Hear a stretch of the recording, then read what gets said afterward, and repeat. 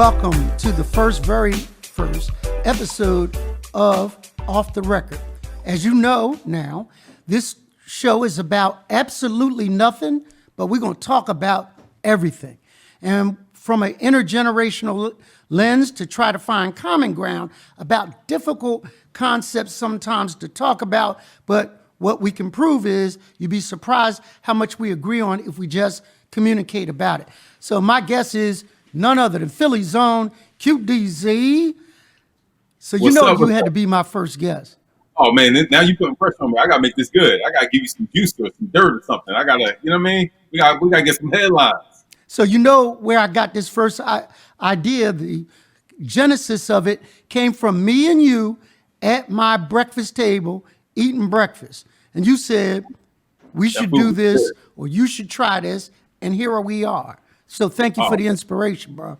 No, listen, thank you. I would have been there. Like Corona is insanely crazy. So I'm, me and my wife actually had it in like November going into December, man. And it was like, I'm an energy guy. So it was like, oh man, like now you see the numbers going up. So I'm like, just making sure I'm stay safe, man. And keeping everybody else safe. Let me catch up with you. So during 2020, you went through a pandemic, you went through Trump mania, and then you went through a social uprising. How did you handle all that? I'm gonna tell you. I'm gonna give you your first headline. For me, last year was so transformational because some of the things that my father's still living. He lives down in Delaware, but some of the things he's been telling me to fight for and do kind of came to a head this summer. And with all the social injustice and all the things going on, I will just say this. It was, I was looking at my life, I was looking at my career, and I decided to leave Fox. I left Fox in October. And for me, it was like, dude, I'm 42 now. And I'm in a point in my life where I probably have lived more years. I got more years behind me than in front of me. So how can I make this? Don't say that. Come Q. Don't say that. I'm way older than you. Okay, listen, I'm just looking at the numbers. Right? So for me, it was like certain things I wanted to do, but I was so like scared. So what last year did for me was make me step out on faith, which I've done before.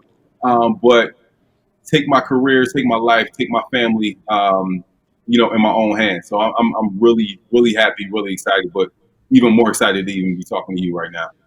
Well, I appreciate you taking the time. So Q and I, we really got tight at my man Antoine's wedding. Remember that?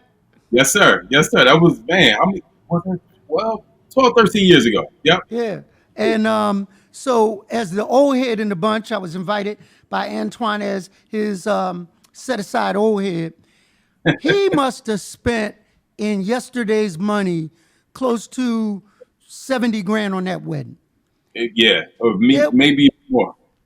There was malignant shrimp the size of your hand on there. He had first class acts crooning and singing and not to mention that ring that gave his wife carpal tunnel. My man did it big.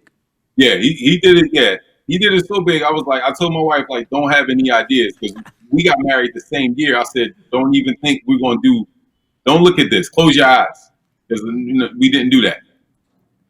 Well, look at you now with a whole family. Tell me, how many kids now? My oldest son turns 10. Did you have to think about that, Q? No. You seem confused. What the fuck? No, I was trying to tell you the ages, right? Because you say three, you can't just say three sons. So one turns 10 in April, the middle turns 7 next month, and then the youngest turns 2 in August. So I have 3 sons, 10, 7, and 2, man, this year. So you're too young to remember my 3 sons. You can Google it. But you're in the wonderful age group now. You need to take as many selfies with them and work with them and play with them while you can, because once they turn a certain age, you got to pay them to hang out with you. I remember me doing that to my dad. Then I came back, maybe 23, 24, after I hit my head so many times thinking I knew everything. And then, we got tight again. So I get it. I know what's coming. Yeah, they're going to break your heart, and then they'll put it back together. So that's good. I'm going to keep an eye on you and them. I want to know, what are your predictions? What are your aspirations for 2021, Q? For me, it's ownership. I feel like, I've worked for so many big companies. I've worked for, radio companies here in Philly. I've worked for radio companies and dumb productions in LA. Work for TV companies here, and that's cool. But I can't pass down to my kids and my family. I can't pass that down to them. So for me, moving forward, it's all about ownership. Whether it's property, and me and we talked about That's property. what we Whether it's talked about at the breakfast table. I remember.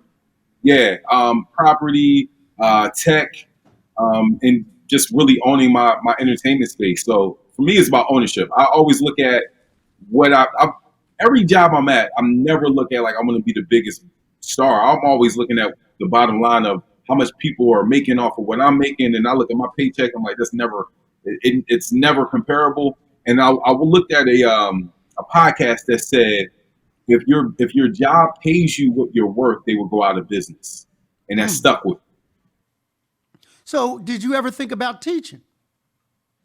I 'Cause thought about, yeah, but I actually have a course that me and one of my partners put together. It's called Solo Creator Pro, where we teach people how to be in front of the camera and behind the camera, and we're scaling up and selling that. Because the thing about me now is I'm trying to spend as much time with my kids and my wife while they like me, and then scale up and try to make money while I'm sleeping. That's where I'm at with it. So I always tell people, I used to start businesses when I worked at PCDC, and a family-owned business. When we used to have Thanksgiving dinners, if you looked around the table, you had enough talent all around that table to start your own family business. The young boy or young girl in the family that understood how to make flyers and tech and social media is your communications person. The other person who was the nerd that got an A in math is your bookkeeper. Miss Sadie, who had a network out there that could put together the promotional stuff, you should utilize. But what happens in our culture, in our community, we don't like each other enough to work together beyond the Thanksgiving dinner, and we should look at that talent that we possess within our own family and community to put it to work entrepreneurially. Even with my wife, she's a school counselor, and a lot of her issues, she's been a school counselor here in Philly when we lived in LA. A lot of the problems have been stemming from social media. So she has a social media course coming out, I believe, in March. So I've been like, I'm working I'm like Joe Jackson meets Serena and Venus's dad. Like everybody got to, even a baby. We about to have a baby clothing line. I'm not playing with them, man. I'm not playing with them because it's about ownership. So what's crazy is the pandemic changed how we do business, how we communicate. We're Zooming more. We're doing Teams. We're doing Blue Jeans. We're doing all of these different social media. And as an old head, it confuses the hell out of me. But some of the etiquette that happens in a Zoom meeting, you need to teach. Your wife needs to teach. Why? I've heard some of the most uncouth, gross things happen on a Zoom in my life. Like people going to the bathroom in the middle of their Zoom, or, making ungodly gastronomical things. And they don't realize that their mic ain't mute, and the mic is always hot. A transformation from 2020 to 2021 about one of the things the pandemic did, it made us all slow down. It made us all kind of get introspective about who we really were. We were on that roller coaster and couldn't get off. And then all of a sudden in the middle of the ride, it stopped.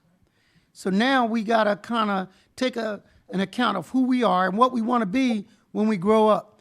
And we all grow up at different ages. Q mentioned that he's 42. He's still a baby in my eyes, but People are Thank going you. through those introspective assessments of our life and what we want to be in the next quarter of our life based on this pandemic. So yeah, it was horrible, but there's always something to learn and benefit from every life experience. And this was and is Off the Record with Councilman Curtis Jones Jr., Mr. 4th District. Man, I appreciate you, man. Thank you, man. Love you too, bro. Man, love you, man. Seriously. And I listen. Thank you. Tell your wife I said hello. Anytime, man. All right. You know where I live, Yes. so you knock on the door, there's pancakes waiting. Man, don't threaten me with a good time. For real. Nah, thank you. I'm gonna hit you up. All right, you got it.